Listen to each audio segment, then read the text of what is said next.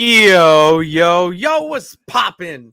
All my peeps, it is I, your host with the most renaissance man who always thinks he can, a champion of the peeps, Patty Pitts, back in the yard of streams for another edition of the Raw Rewind, part of Pitts and Sara's wrestling show, where we literally take no nights off, and someone who is taking no nights off, powering through, it is the best of the West. You can't forget about Sara Marshall. Sara, what's popping? Hey, yo. Hello. I have a sore throat and I'm getting sick. So people are going to just have to listen to this today. That's because, fine. it's just what it is today. It happens. You know, you have to, I appreciate you coming back into the art streams to talk with us. Huh? This is the second time that I've been here when sick, and it is. So then I have 2 times where I was sick. I've cried on stream, and I also was on stream with no air conditioning. When did you cry? Bray Wyatt. Bray. Oh, well, okay. Yeah. All right. But I'm just saying, I've done everything possible, all the weird things I've done on stream now. So, there you go. Yeah. There you go. I think I gotta. You beat me on the crying. I don't think I've cried on stream yet. Yeah. Maybe actually I take that back for Bray actually coming back when he made his return, which actually it's the year. I think it's a year, right? Almost. Yeah. The rabbit followed. So yeah.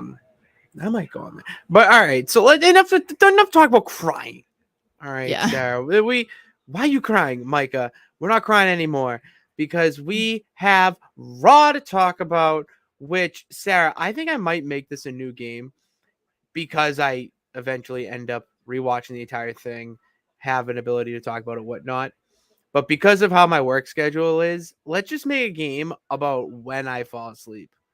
I think because at this point, it's just automatic.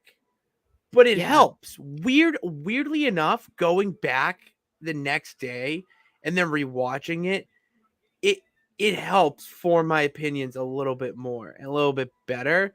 It's weird, but all right. So guess where we fell asleep last night? I don't want a time.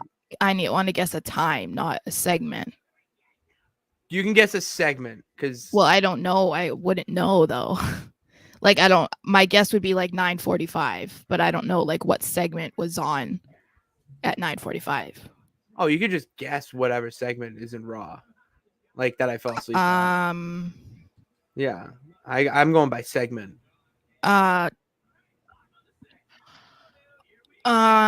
Gable versus Bronson Reed. No, I know you were awake for Nia. I knew you were awake for Nia. That was awesome. Yeah, that was. Yeah. I can't wait to talk about that. It was actually. Keep going. Ciampa. Did you see Ciampa and Giovanni Vinci? I was asleep during that, but there was one match. I went back and watched it. It was really good. We're gonna talk about it. It was during Becky Natalia. Okay. It was right at the during that match. I fell asleep as it was going on, which props to me for being up that late. It's pretty good. But Sara, we're just gonna kick things off then. All right. I have to get my notes because I was on full screen. So give me a second. Okay. So now that we have a bunch of people in here, I just want to warn everybody also that I am sick. Yeah. See, Micah's like, "What's wrong with your voice?" I'm sick, and I have a sore throat. So that's why I sound like this. So I'm just letting everybody know because I said it at the beginning, but now everybody's in here. So just so everyone knows, that's what's going on. Anyway, okay, so Cody kicks off Raw again, and as he's about to, I guess, let us in a little bit about why he brought Jey Uso back to Raw, of course, he gets interrupted again by Dom, and Dominic is just nobody needs to know what you have to say. They just need to know that Jey is going to join Judgment Day. That's it. We don't care about anything else. And then he goes in to say, I'm going to beat you tonight, even though mommy isn't here because she's injured, which we're going to talk about later. And I'm going to dedicate this win to her. So Cody obviously mocks him for that and tries to insinuate that Rhea has eyes for Jay. So I was like, oh, okay. And their ensuing match then takes place, but um the Judgment Day come out first. So he does have some help ringside against Mr. Cody Rhodes. And obviously it was a very quick match, almost like a squash match, which just I don't know. I don't really understand like what is going on. Realistically, you're gonna actually have Cody Rhodes lose to Dominic Mysterio? Like, no, but I think that there's just like a lot of confusing aspects of Raw right now. And I'll talk about that and like why, but I'm just confused with a lot about this episode of Raw. So okay. After the match, because Cody wins, the Judgment Day start attacking him, which of course then we see the former tag team champions, Kevin Owens and Sami Zayn, come to his aid, and we're like, okay, cool, here we go. Like this has been going back to like April. We're doing it again. Shit ever. But things get a little bit more interesting. And things get a little more interesting because it looks like Cody's going to leave. But now it's like, no, they're like, oh no, Kevin sits in the corner and he's literally me. I'm just like, everything he was doing is just so me. Like this is just how I would have been. So he was like, no, I have something to talk to you about. So you can't go anywhere. So he basically just wants an explanation from Cody about why he brought Jay back to Raw, because it doesn't make any sense to him. And this is where I think things start to get confusing, and where I feel like there wasn't a whole lot of thought put into any of this, at least in my opinion, because Cody is just like, well, it was like my duty to do this for Jay. Like I've had multiple roles in the past, and now a part of my job is to make people happy. And you guys like Jay, right? Jay makes you happy. And everyone's like, yeah. And I'm like, what the fuck is this? So Sami jumps in and talks about the importance of second chances and brings up his and Kevin's history of like, we never would have become tag team champions at Mania, at Mania, if it wasn't for, you giving me a second chance and I gave you a second chance. And he says, hey, the biggest thing from this is the bloodline is now down one member, which is a good thing. And then Kevin, this is where Kevin becomes me. He's just like, oh, okay, cool. I'm not going to give him another chance just because you're telling me to, but I guess we're just supposed to pretend that, I don't know, he was part of the reason why you, Sami, lost to Roman at Elimination Chamber, or you, Cody, lost at WrestleMania. So, like, it is what it is. Like, you guys do you, whatever. And that's, I don't know, I guess I want to get your thoughts on this, because I just think all of this is just very confusing and is like, I don't know. I just feel like it doesn't make any sense, and it just feels either like lazy or they really just didn't know how to make any of this make sense. No, it's if you look at it from a here and now perspective, it isn't going to make sense. But the bloodline story runs WWE right now. It doesn't matter if Roman's there or not. The bloodline story is the A story on both shows of WWE programming. Because now you have the Judgment Day getting in the mix of it with the Usos now. You have Cody Rhodes sticking up for Jey Uso. Paul Heyman might have a point that they're in the bottom of the third. Because you can go so many ways with this. And I just saw something up here. Where is it? I think it was our boy Dickie. Where is it? Because this is, I want to get, this is a good comment. Cody being silenced is purposeful. He'll be announcing his departure from Raw to SmackDown. So if that is what's going to happen, like what most people are predicting, you can have Cody go to SmackDown, do his thing, and then Kevin and Sami can turn on him. and be like, dude, you just fended for yourself. You weren't bro. Like, and you can go a brother angle, and then they have to give him a second chance. Like, there's a lot of underlining themes that are now creeping over into every other storyline or some storylines here. And if you think of it as the bloodline being the A story for all programming and everyone is interconnected, then it's you're intrigued, you're captivated. But you gotta, it's tough because none of it makes sense. Why is KO and why are KO and Sammy still feuding with Judgment Day for this long? Why are they still like? Why has there been no new That's the elements least to of it? my confusion. I'm just saying the what's well, okay, then what would be one of your My confusions? main confusion is, which we haven't gotten um an explanation for, about Jay and why Cody's all of a sudden fine with him. Like, if it does come down to like what we've predicted, that Cody is just manipulating his way to go to SmackDown, and that was why he got involved in bringing um Jay back, that's fine, but we haven't gotten there yet. So everything, and I want to talk about the Jay storyline again later because there's another element to this that I just think is stupid, and I tweeted about it last night. But I think we need to get closer to that because I just still like it doesn't sit right with me just because like the the overwhelming reaction to Cody losing at WrestleMania was people were pissed. There are still people that are pissed, especially seeing Cody kind of float around and do nothing right now.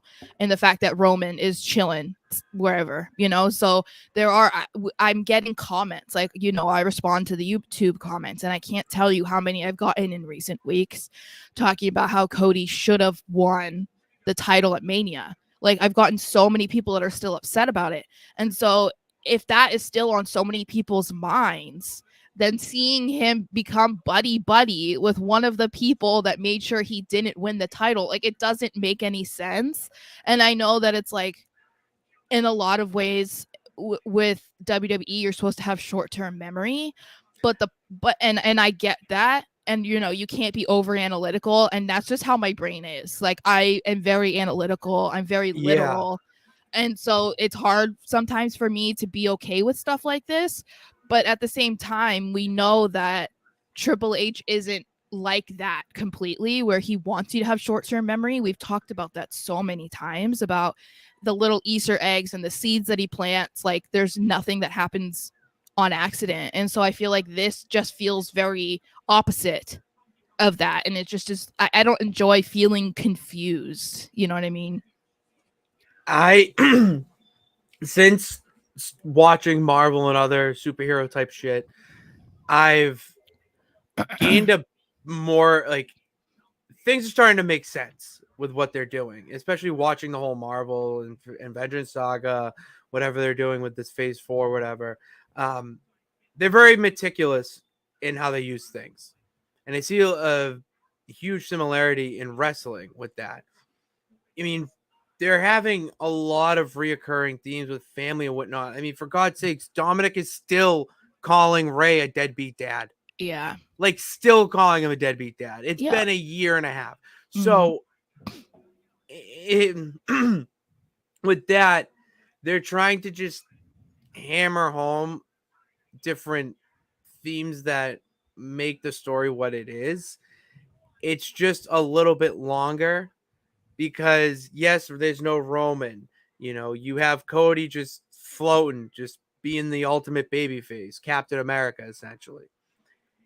This is the time where you need to develop the mid card and get those guys to the point where Royal Rumble comes and you got a handful of guys or gals that could be, oh, I could see them winning this match and facing for the title, where 4 months later or 4 months prior, you wouldn't have thought that at all. Like, for God's sakes, we'll talk about her, but Tegan Knox getting in the mix and the reports that came out today about her.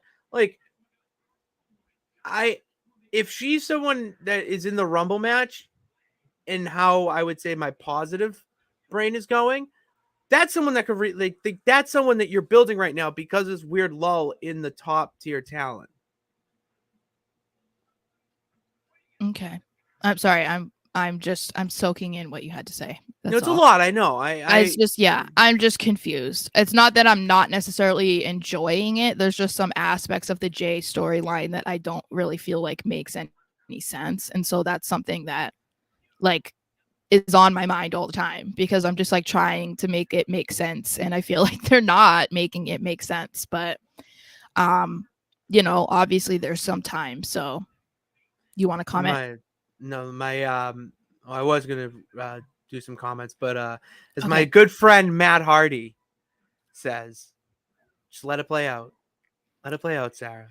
It's all gonna make sense. Hopefully. Well, the thing is, we have to react weekly, so that's why I always have to just like leave the door open. Like I'm reacting to what we saw this week, and right now I'm confused. But maybe by next week we won't be. I won't be. You know what I mean? Mm-hmm. Yeah, you might not be. You might be like, all right, now it's gonna make sense. Yeah. I don't think Rome will. Oh, all right. Well, that doesn't really have anything to do with this. KO being upset at Jay is good long-term. Long-term storytelling. Am I jumping ahead? No, I won't touch on everything I want to talk about, but I do like this because I think if we're thinking about like realistic storytelling or something that people can relate to, I think that it is good as far as like how people feel about Jay. You're seeing it from both sides. You're seeing people who are very forgiving in Sammy, and you're seeing people who don't think that certain people deserve to be forgiven. And everybody can relate to either of those depending on the situation in their life. So I do think that that's good. I just think that, and I'll get into this later, part of what I don't like is not seeing more of the upset people or Jay like not understanding, like I don't know, like brushing off people being irritated. That's something that I don't like, and I'll talk about that later. But I do think, yeah, no, it had to be like that. Like it has to. KO of all people has to be the leading guy that is pissed about Jay. Oh like, yeah, absolutely. It has to, yeah. Cody wants to get to Roman. He brought Jay to Raw for that very reason. He needed Jay to come into Force Management to send someone to SmackDown to match star power. Yep. That's what we've been saying. That's what the peeps are saying. See, and if I'm right, that would be sweet. Because I said it from the beginning that it was going to be Cody to SmackDown. Yeah. And he already put out his dates for like all of September. And I don't know if he did October too, but they're all Raw. So it's going to be a while. It's going to be a couple weeks. So when you were like, how long are they going to try to push out this trade? Apparently a really long time. They could do it. They could. They could build it up, which I'm in for. I don't know. I'm a fan of the storyline that drags out a little bit because that's what they did in the Attitude Era. I'm seeing a lot of similarities with the late 90s Triple H on top type of booking to now. It's very similar if you go back and watch it. Pay attention to the details. Well, this is also a story that doesn't need to have a finish yet. You know what I mean? Like that's the trade. That the trade is not a big thing because people didn't, other than me, I think for the most part, there's probably some other people, but most people didn't consider it a trade. So because he wasn't signed by WWE at that point, right? And I was like, no, SmackDown's gonna want somebody. So people didn't care about, okay, someone's going to be traded. Most people were just excited that Jay was back in WWE for all the people who were marks and thought he really left. And two, they were just happy that he was on Raw. So it's not like in the forefront of anyone's mind right now about like, oh my God, who's going to be traded to SmackDown? Oh my God. Like it's not a thing. So I'm with Casper. He says I would not be surprised if they forget about the trade. I mean that is a possibility too. I mean, I don't know if it'll happen, but they haven't mentioned it. They haven't mentioned it again. So, but they're smarter now. I know, but I'm just the doubt. I agree with I what they're saying he's though. not Like wrong. very Casper, WWE. Yeah. uh, All right. So then we move on to Kofi Kingston versus see, Ivar, and I was way into this match like more than I should have been. Sarah, is that you But it proclaiming was that you are a fan of the Viking Raiders? hey, I've said that I like the work that the Viking Raiders do in the ring. I've never said that I didn't. I said that I don't like their gimmick. I said I don't like their gimmick. I But never you hated can, on what but they you did. can. Hey, Viking Raiders are so in right now. Okay. So in. My nephew's obsessed with them, so he like gets so excited when they come out. Like I have to make sure that I show him the screen so like he can see when they come out. It's so funny. The people he likes, he was so mad when Kofi won. Like he was so mad. And I Good. was I like, was me. mad too. It's like, why are we having Kofi win right now? There's no reason for that. Yeah. So yeah, it was a really good match, and they kind of showed the backstory to it from earlier in the day, where I guess Eric is dealing with an injury or something, and so Kofi was like, "No, I still want a match," because we were gonna get 2 out of 3 falls. I'm like, "What the hell?" That That would would have have been been sick. That would yeah. have slapped So so hard. my so I was happy that this still happened, but my issues with the match were just I wasn't sure about how they were like making Ivar look kind of weak because if we're being honest, a man who's like nearly 200 pounds lighter than him would not be knocking him off his feet No. throughout the entire match. That would not be No. happening. And I mean, I'm glad that we saw the moonsault. Like, what the fuck, man? That Like, was that was incredible. I love too how Valhalla called for it. I know. I thought it And was she being goes like this. I yeah, was like like, turn oh, around. let's ride. I love a good manager call to the finisher. What's funny is I was expecting it to be something else. Like I was expecting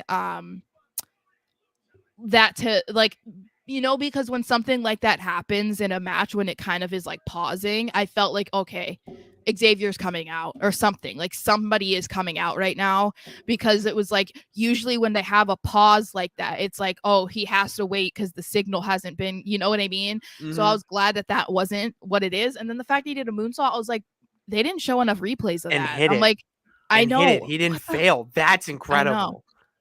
That I was crazy, but we need more um big men doing moonsaults. yeah, so I thought that was We great. need And them. yeah, I mean it was a good match.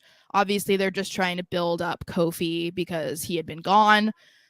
So even though I wasn't like thrilled about it, I mean, obviously I am more so on the side of the heel because I'm biased. So I don't necessarily love seeing things like a Kofi Kingston beating a guy that's like 3 times his size. I don't love it, but it happens. So I forget who was the producer for this match. I saw it earlier, but I don't remember. Oh, it was Petey? my boy, the Petey Canadian Lane. Destroyer himself. Shout out to Petey. It's like Petey, Abyss, and just Jason Jordan killing it. And Robert Roode. Well, what did he do? What He match did did something he last night. Oh, I didn't see it. I didn't I didn't see. want to. I just I'm just swamped saying for. the overwhelming leading producers over the last like month or so have been those 3. So shout out to them because like the fact that as Casper said, which I put up, like it was a match of the night. Like it wasn't necessarily supposed to be a match, but like that's what I think is cool when it's a match that doesn't mean a whole lot and it's not one that people are going to be like, oh, I really want to go and watch that again, or you know what I mean? Like you don't rush home to make sure that you can see it. I do enjoy when they put a lot of effort into those types of matches because you expect it to be for the main event or for like the top guy, you know what I mean? So it's cool when we can see stuff like that. So I think that was cool. Bobby Roode did Tegan and Okay. Xylee in main See, event. that's why I didn't see it because I Which, don't watch main event. So well, you couldn't because it was live. oh, is it live? It was the dark match. Yeah, that's the pre-show dark match. Oh. All right, moving on to Shinsuke Nakamura versus Ricochet. And we saw, Ricochet have a promo before the match, which I have to say, for someone who's not very good on the mic, that was actually a pretty good promo. I like where he said, like, I'm the highlight and it's game over or something like that. I was like, see, you're I'm a getting cheat better. code and it's game over. Yeah, something like that. And I was Yeah. like, that was good. I actually was like, he didn't make me feel uncomfortable with his promo, It's because it's when someone's a baby face and too much of a baby face. It's hard because it doesn't matter what they say. And a lot of the time what they're saying is very vanilla, very comic book hero. Like, I'm going to defeat them and I'm going to do my best. And there's not a lot of, substance to it, where that was cold. That felt like a man who just got beat up and blindsided. Yeah. So Rollins tries to come out as the match is about to start, but he is stopped by Adam Pearce and all of the fake security. So basically, again, it's a good match. It ends in a disqualification because after Shinsuke got a chair, Ricochet was like, no, I'm going to take this. And he hit Shinsuke with the chair, which ends in a DQ, obviously. But Ricochet doesn't care because we're only 1 week removed from Shinsuke jumping him backstage. And then Nakamura goes on a rampage and just starts bashing Ricochet's leg with the chair. And then here comes Rollins, just running out and attacks Shinsuke. And that doesn't end too well for Rollins either, as he gets thrown onto the announcer's desk. And Shin just walks away so proud of himself. And I'm like, this is what I need from Nakamura. Like, this is what I need. And later we see Rollins is interviewed, and we're finally seeing the payoff of Shinsuke's mind games, because Seth talks about how he is losing his mind. He is sick of Nakamura's games and he is willing to do whatever it takes to get him in the ring. He will do it on Shin's terms. So he says, I'm giving him the ball is in his court. He can name a time and place and a stipulation. I don't care. I just need to have a match. And I loved how well he was playing crazy. Like, the picture that I am going to use for the thumbnail. I'm very excited about that. The eyes being so wide. Like that. Yeah. He was crazy. Yeah. Yeah, so I'm excited that we've gotten to that point, and I think that they've done a good job over the last couple of weeks to make people hate Shinsuke. Like, not really that many people were singing his song, which was a huge change. And then, the Seth being like a constant theme throughout the show, I think kind of like hammers it home that people are hating Nakamura now. So it's like seeing Seth get this frustrated finally, instead of doing the nice guy thing of like, oh yeah, like, why don't we just have a rematch? It's like, it's good that he's now like, fuck it, like, just like, we need to get this over with. So yeah, I was happy with that. I need this match to happen. Nakamura is that anime bad guy from manga. He just reminds me of an anime villain. That's what I love about this, that they're incorporating this stuff. It's so well done, and the storytelling and like the words that they say have so much substance and actually mean something. And it's not just fluff to start a match. Like, he wants to hurt Seth Rollins. He wants to beat him so bad that he has to relinquish the title. You don't see a villain like that anymore. Nakamura's got that aura to him too, where it's a very dark aura as well. Well, and it all of his actions play very well into being that like uncommonly seen type of heel, because people were so upset over him, Seth, saying, oh, I'm gonna give you a rematch, and come out and do this. And it's like, well, why does he deserve one? Like, why is Rollins doing this? And why is Shinsuke saying no? It's like, for this moment, for this exact moment. We've been saying it for weeks. It all made sense. It's the ultimate heel move. It's just like, it's not even just like, if we're talking about wrestling, it's a heel move, but it's also like how people do that in real life. You know, like, they're not going to give you what you want because it's what you want. I'm going to wait until I get it on my terms. And that's exactly what Shinsuke's doing. And it worked. He played the ultimate mind game with Seth Rollins. And now everything is on Shinsuke's time and whatever he wants to do. So it's like, no, this is the type of heel that we need, because it's not always about being bigger, stronger, faster, being a top guy or not, you know what I mean? Like, this is good. And I'm glad that it's gotten as good as it has, because, you know, I wasn't convinced that they were going to do the right thing by Shinsuke, you know. All it's left to do is for him to win. This, all he has to do is just win at this point. So this I named it this because of you, by the way. She's not but like what I thought was funny is I saw someone commented on the video. I think. Sorry. Someone said that her song says she injures most girls. Like, that's her song. She injures most girls, and I was like, oh my god, that made me laugh. That did make that's funny. That's so funny so we see Chelsea Green and Piper Niven versus Zoe and Shayna, and there wasn't a whole lot of interesting stuff from it, other than I think Chelsea Green is arguably like in the top 5 probably of gear. I just think her gear kills it every single week. Every single week. Every week. I love the captain's hat or the queen's, whatever that hat is. It's just great. So other than that, and then all we saw basically was like the dynamic kind of between Zoe and Shayna. Like, they're not quite on the same page or don't quite trust each other. So that's really all that came out of that match. And then obviously it ends in a DQ because Nia is here and she made her presence known. So she comes out and literally just attacks everybody. She takes out every single one of the women in the match.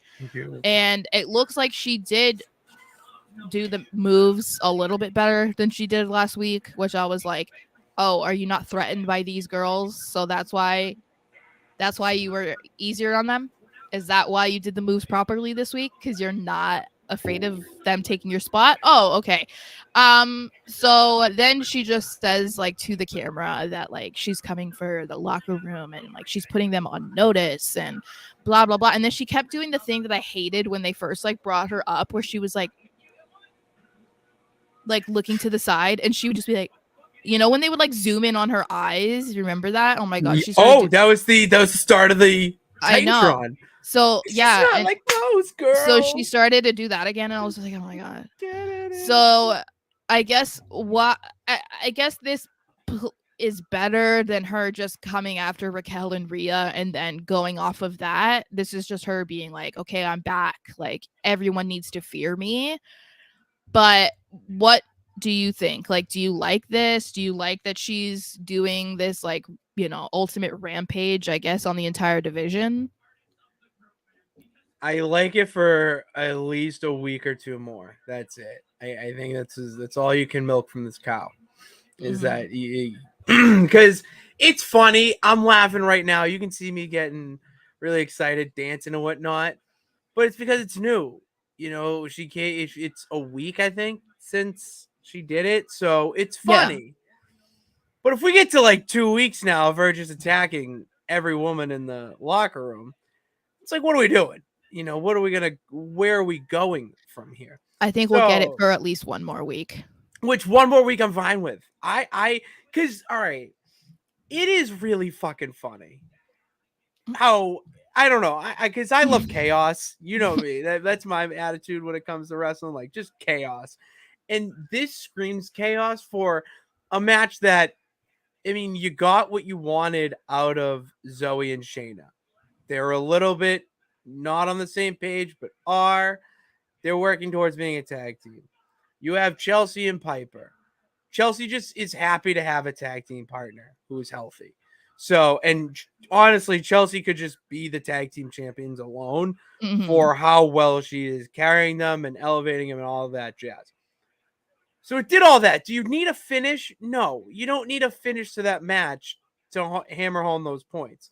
So why not just have Nia Jax just come in and ruin everybody to just assert her dominance again? And then boom, you get someone in the title picture who can barrel over tag teams of women. You know, next week it's going to be the after party and somebody else, and Nia Jax going to come in and barrel roll them. And then you're going to have some backstage segment with Rhea and Nia. And she's like, I want your title. Well, it's here for it. And then boom, you get a match. So with that little royal ramble I just gave, yeah, you need it to be at least one more week. Anything past that, it's not funny anymore. Yeah. Yeah. No, I agree. I'm sure we will get it at least 1 week. And I also really wouldn't be surprised if Rhea is really injured. So I would not be surprised if she really did bruise her ribs or something. So hopefully that's Yeah, not the case, but I someone kind really of would. fell on them. Yeah, with a lot of weight because it was like jumping down too, But hopefully she's okay because that would suck. It's just like such a terrible time with how the Judgment Day is right now for her to not be on They're TV. so So hot right now. moving on to Chad Gable, he is talking to Adam Pearce and he basically just talks about how he wants another match with Gunther, which I was shocked he wasn't on last night too, by the way, that we didn't even see, like he was only backstage. Well, What is that? yeah, We need to see well, the Ring General on my TV. we But saw that's okay. At him. least We I got to see saw him. him. I got to That's what I'm I saying. got We to see saw him him. and I got to see him and you know drool. But anyway, You did, so yeah. You probably did drool a little bit. You probably I did. did a little bit. He's so hot. Anyway, so Pierce says, I'm not joking either. Yeah, I do find him attractive. But anyway, Yeah, Gunther? so do I. What? Oh, okay. I was like, Gunther? He's a good looking dude. I modeled my it doesn't look good Oh, that's now, right. but I modeled my Yeah. haircut after him. Trying to I be just the needed to make sure. I just needed to make sure I clarified it because it came off sarcastic. No, Imperium is 3 hotties. Stop it. So anyway, Pierce says, well, although you did have this like fantastic match last week, you already had your turn. You lost, and now you're at the bottom because I can't just give you another chance when other guys are trying to get in that position as well. So you're going to have to earn your way back to the top. And that's when Bronson Reed is like, oh, hello, I'm here. And he was like, I was Hitler. So he just is like, I'm gonna beat you up, and Chad's like, I'm gonna suplex you, bro. Like, I'm strong. And Brunson's like, no, like, I'm gonna do that to you. And then Adam's like, get out of my face and just go to the ring because you're annoying. So we just see Chad Gable versus Bronson Reed. That was a good rendition. That was pretty much what happened. Yes, it's yeah. Basically. And again, it's just another good match because we do like Gable, we do like Bronson Reed here, and obviously Bronson wins, which is not going to play well into the big Chad Gable fans, but we need to remember that we need to, first of all, it's like you need the humble Gable. You need to make him look like an underdog again. You have to have him fight his way to the top. Because he lost to Gunther and now he's going back to the bottom of the total poll. So you can't just have him come in and start dominating every single guy that he needs to get past to get back to Gunther. So I'm fine with him losing to Bronson Reed because we know Gable is going to get a shot at Gunther eventually, but you can't have that hot streak continue. You need him to lose to a guy like Bronson before it all happens. Yeah, redundancy. Yeah, that's exactly how I thought of it. If Gable won, I would have been upset. Bronson Reed needed to win that match. Yeah. Well, and we're gonna get to the Ciampa stuff because I saw Richard saying that. We'll get to that. So it's like they are already lining up Gunther's next opponents, and I'm sure at this rate, it's almost looking like we are going to eventually see Gable probably be the one to take the IC title off of Gunther. But they want to push that out, because it's not just, you don't want to take the title off of Gunther right away after he breaks the record. And then you also do need to, like I said, you need to get Gable back into being the underdog, so that when he does probably eventually win, it's like more satisfying. It's very much like what we've said about what they need to do with Cody. Because Cody was so close to beating Roman, they need to like push him back down, so that way he has to climb his way back to the top, because then again, it'll be so much more satisfying to see him win, instead of him being on an upward the entire time. And it's like, yeah, of course he beat Roman. Like, no one thought he couldn't. No one thought he couldn't. It's all about the timing. Yeah. So I mentioned this earlier. So this is where I wanted to talk about Jey Uso, because I am kind of confused about this. So he is interviewed backstage, and he acts annoyed when he is asked about how the other guys in the locker room aren't happy about him being back. Like, he's just very like brushing it off and just like whatever, right? And that is part of what I feel like doesn't make any sense, because, and I tweeted about this last night, because he's very well aware of how people were going to react to him. Like, you can't act like dominating the entire WWE for 3.5 years, screwing people over, beating them up, jumping them, making sure that they lost matches, whether it was against you and your brother or Roman or whatever, and that you've been torturing the entire roster for 3.5 years, that people were then all of a sudden going to be like, oh, he left. Okay, I'm going to welcome him with open arms, So I kind of am just like, I don't like that aspect, because to me it doesn't make sense. Like, it's part of the reason why he left the bloodline. So you can't just be like acting annoyed about the fact that, Kevin isn't on your side, or Drew has an issue with you. Like, you were literally the reason why these people didn't win the title from Roman. So like, I don't know. I think that I wanted to see him more like trying to right his wrongs. Like, I kind of wanted to see more of that type of effort as a story, because I feel like that would make it, I don't know, like more believable that he is a changed man, whereas him coming in and kind of with an ego and this arrogance and just like kind of like not acting like he gives a fuck about people who are upset that he's there. I don't know. I don't like that. Like, I just feel like it doesn't feel like a real big difference from the bloodline Jey Uso to and that's something Raw. And that's the thing that about this story, is that Jay's not going to do that right now. He already did it with KO, and look what happened. So he did it. It happened. It went through with it. Kicked him in the face. He was like, "You really aren't changed all that." So now he's playing victim. He's like, "Why? I left the bloodline. I did all this. Why are people so pissed at me? All this." That's what his mindset is right now, and it's being played out for us. And then you have him, being upset with Drew, and Judgment Day, I'll be like, come in and join us, and all this stuff. It's all right now. The bloodline story is still going on, and the protagonist is Jey Uso. That is where the bloodline story is right now. So you have to, if you look at it through, he's the main character, everyone else is a side piece. So that's why he's going through this little internal battle, and you're seeing him, being a little more animated and all this, like all that. So I get it, and I actually like that he's being a little bit, why me? I left already. You should already be forgiving.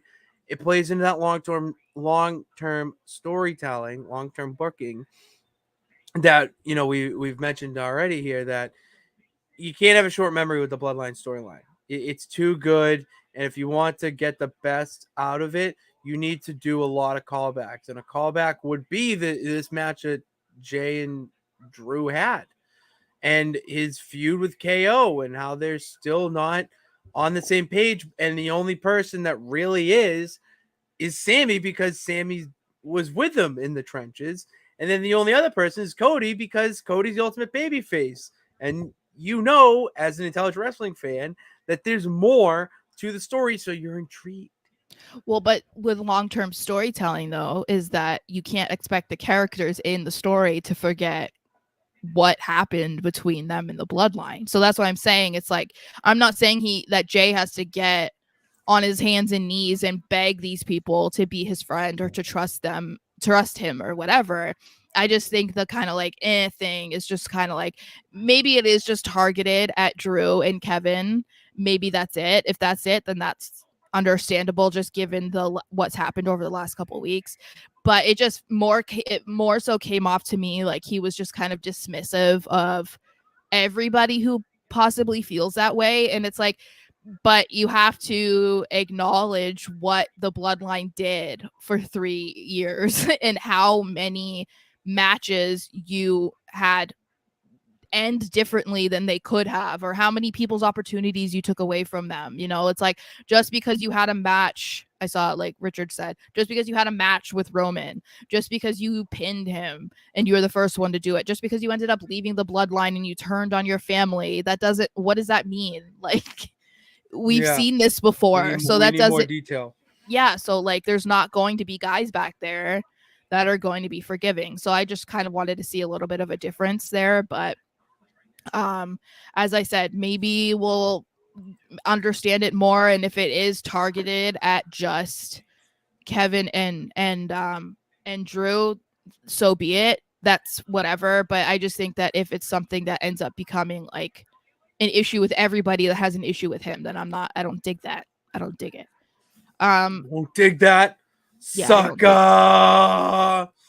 So after he's interviewed, we do see Damian Priest rolls up and says he understands what Jay is going through and that he really thinks Judgment Day would be the best place for him, that they would finally be the family that he has been looking for, and basically just trying to hype up the Judgment Day and convince him to join the group. But he did say, you know, I've put in a lot of effort into trying to get you to come over, where the others in the group have been really in on Jimmy.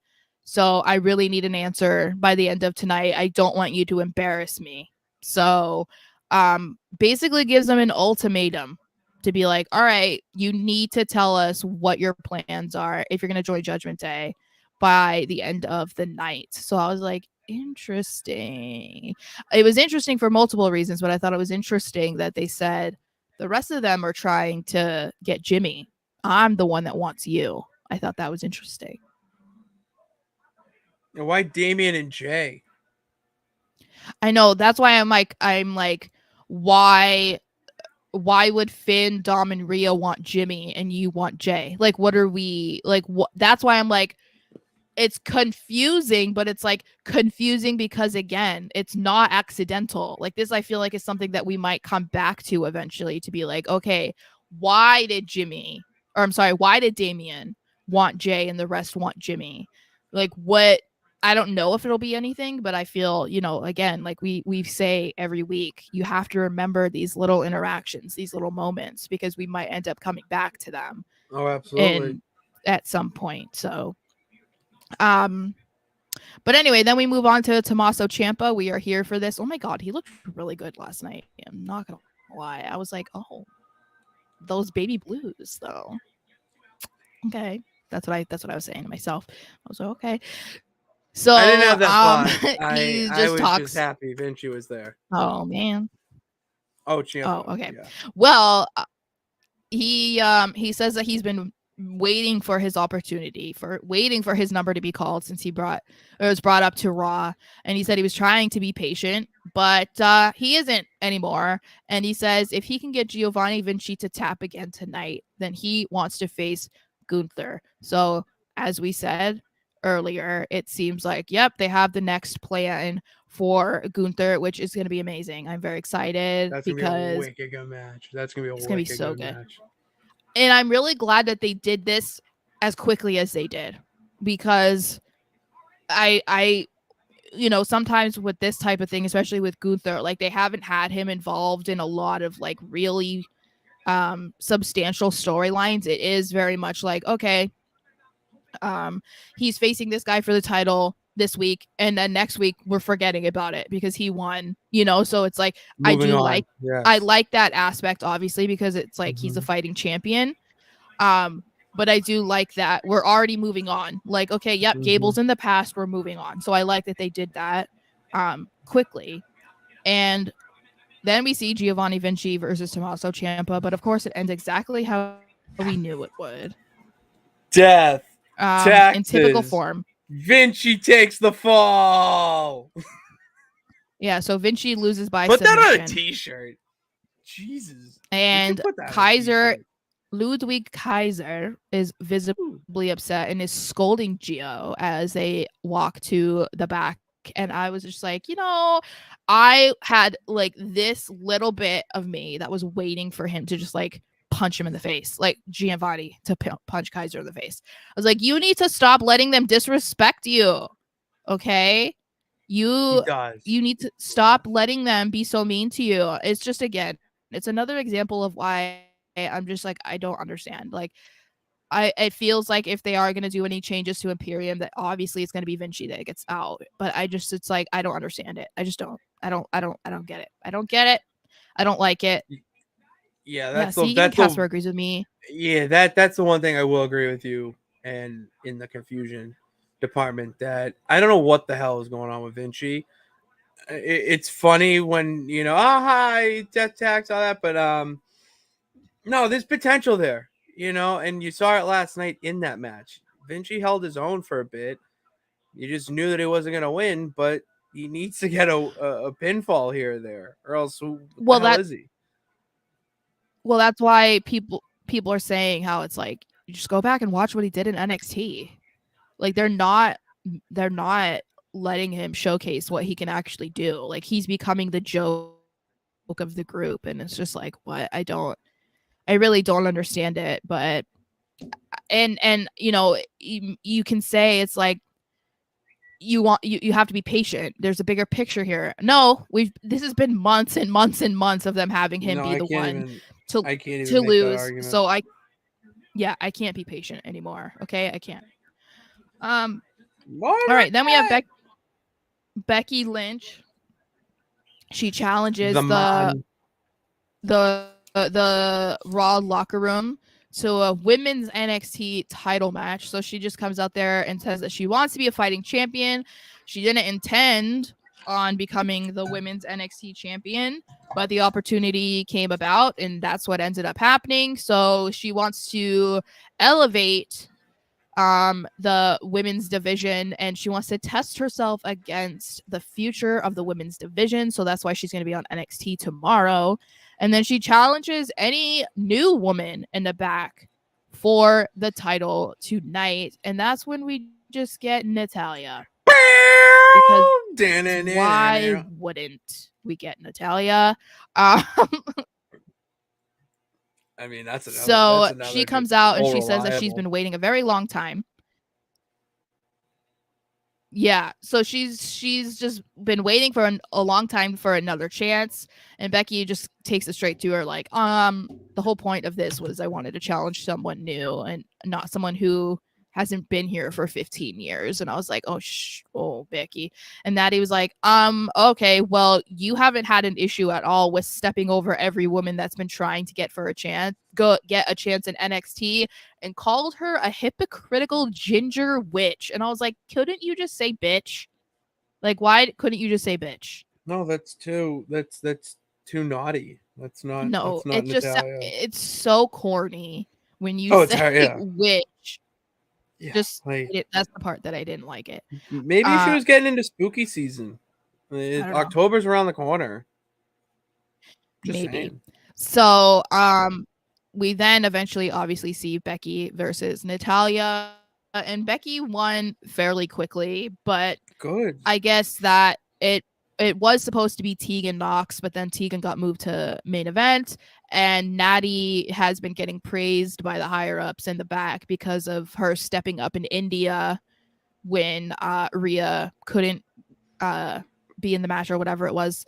So Natalya is in this match. So I am interested to see what Becky's title reign looks like, I assume she's gonna lose at No Mercy. But yeah, this is what it is, you know. We did talk about Naya. Yeah, Did you you gotta go back. You maybe missed it. maybe maybe you just missed it because we did. You know, Big Sarah, we're talking about two girls that are pretty similar. Naya, she's not like most girls that only take it to what they get in. She's not like most girls. All Sorry, right, that shit this all slaps, right. man. That shit slaps. No, so let's Moving move on. on to the main event, which was Drew McIntyre versus Jey Uso. Um, the Judgment Day do come out while this match is happening because they are still awaiting Jay's decision on joining the group or not. They do get involved in the match a little bit to try and help Jay, but it actually does the complete opposite. And then at one point, as Jay sits like in the corner on the turnbuckle, Damien, they're all talking to him and like hyping him up. But then Damien tries talking to him and hype him up and get his answer. And Jay kind of like tricks him into thinking that he said yes. So I'm That was pretty sure incredible. Damien was like, fuck yeah. Cause it's like they had to bleep it. And I was like, Mm-hmm.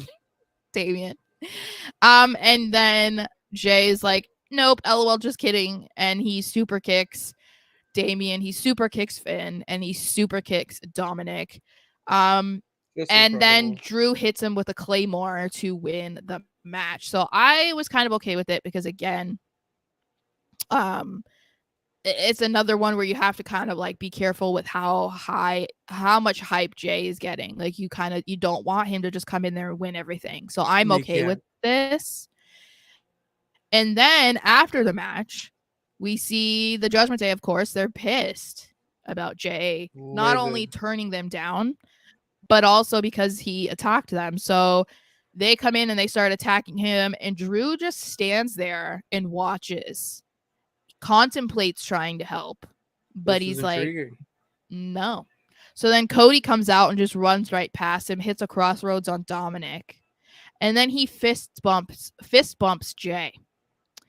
So yeah, I don't know. I don't know how I feel about this storyline. I think part of it is because we already think we know that Cody is going to go to SmackDown, and so I feel like all this other stuff is just like it doesn't make any sense to me. I'm just kind of like not intrigued by it, so I'm just waiting for it, what we think is going to happen. Because again, I don't understand this alliance between Cody and Jay, but You just waiting. Yeah, I'm just waiting. You know, I'm patiently waiting over here for something to yeah, happen. You kind of figured out that you kind of figured out the Judgment Day was going to attack him oh yeah, post match yeah, after he super kicked him in the face. I'm more intrigued about what is going to happen with Drew. That's with Jay yeah. and Cody. Yeah, all right, that's that. But now this opens the door for Drew to potentially tease that little heel turn. He was wearing all white last night, which is usually the case of a face. Mm-hmm. But maybe that was like the last, that moment, that he was in all white. Now next week you might see another little Easter egg there. So they're teasing it in, I would say, smarter ways now, and especially with him at the entrance ramp, looking down, fighting those emotions to go down there, help them because he knows it's the right thing, but he remembers what Jay did to him. So boom, he's like, no, I'm out. I don't know it. So They also have to like I think that he should be like in the world heavyweight title picture, and that's the problem is like if we are going to see Nakamura win the title, then we can't have a heel Drew McIntyre. So it's like I'm curious because obviously like we've been talking about how they haven't had anything for McIntyre, and it's just like ridiculous because it is a little this ridiculous. guy is a star. Like don't have him be stagnant again and end up losing him and he'll go somewhere else. You know what I mean? Like that worked for him the first time. Obviously, he became a huge star and in Impact, but you don't want to do that again. And it's just like crazy to me that on a 3-hour show, you can't figure out anything to do with him. Like, he should be in the title picture. Like, if you're not going to, like, I don't know. There's just something weird. And so I think I don't mind the tease of him kind of like being the good guy, being the bad guy, because you kind of don't know how he's really feeling. But I do think they need to try and figure out a way to get him involved in the title picture, because as of right now, like, it doesn't make sense for him to go after Gunther again, because how many opportunities is he gonna get? Like, and also, like, aim your Yeah. dreams higher, dude. You know, it's like 2 years of you trying to get the Intercontinental Championship. Like, Yeah, like figure it out. Go to yeah, another title. Go to yeah. another title. So I don't know, but hopefully they'll figure something out. Hopefully they Um, will. do you want to get to some comments, because we haven't gotten Yeah, any? we haven't really got any. Good catch, Pitts. Thank you, Vinny. Thank you, Vinny. He should turn. Um, David predicting that Bronson Reed will end Gunther's intercontinental reign. I wouldn't mind that. Uh, I wouldn't. That's not a bad idea. I still think it's not going to happen for a while, so it's really hard. Like, if I had to choose right now, it's going to be Gable eventually, but that can change, obviously. There was one comment here I wanted to get. Yeah. No Riddle. No Oh, Riddle I this know. year. I wanted to talk about that. Yeah, there it is. There it is. Dickie's comments. Y'all notice no Riddle again. Either WWE is still investigating the airport incident or WWE are removing Riddle from the story in case he gets in trouble again, which might be From the what I latter. saw, he wasn't even there. Like, as of He was 4 not there. p.m. Yeah. As of 4 p.m. at least, that's the last update that I saw. He wasn't at the arena.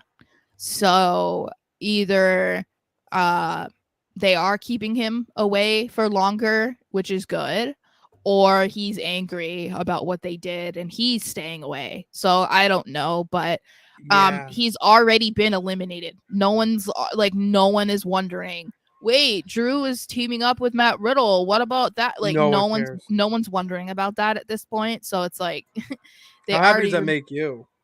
it makes me very happy, because There you go. I don't support people that are gross like that. So We um don't. We don't stand people who are gross like that here. but this also tells you so much about, like, his stance in the company. If you can eliminate somebody from programming that easily to the point of people either not noticing or not caring, then that tells you, like, okay, like, that tells you everything you need to That know. tells you something. That absolutely Yeah. tells you something. Yeah. So So let me get some more here.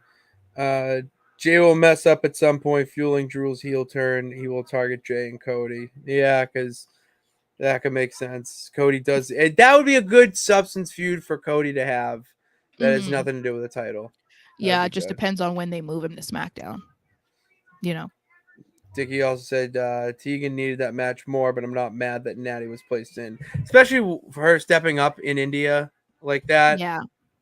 I'm more than okay with it.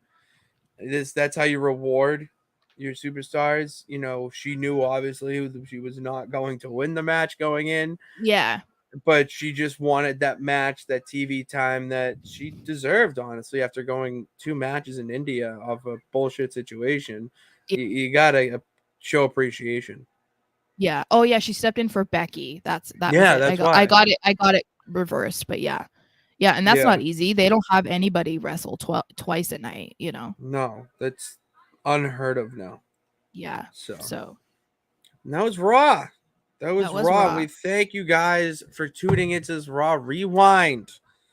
Make sure you hit that subscribe button, hit that bell notification to know when we go live too. I think we're close to 1,000 subscribers now, which is fucking awesome. It's just goddamn. We have a couple 800 something watch hours before we can get fully monetized, and 700. 700 even better. Let's go. 700 something. I don't know. Yeah. And then we get super Um chats all loaded. So it's things are looking up here for the show. And we'll be back on Thursday. I don't know what we're gonna talk about yet. We're gonna tease it. I think we've teased a little throwback Thursday episode we might do. There's we talked about the wrestling news last week. If anything, it's like last week, this week. I mean, we could have another wrestling update because we spent an entire show talking about just the massive news that was going down in the company. So, Mhm.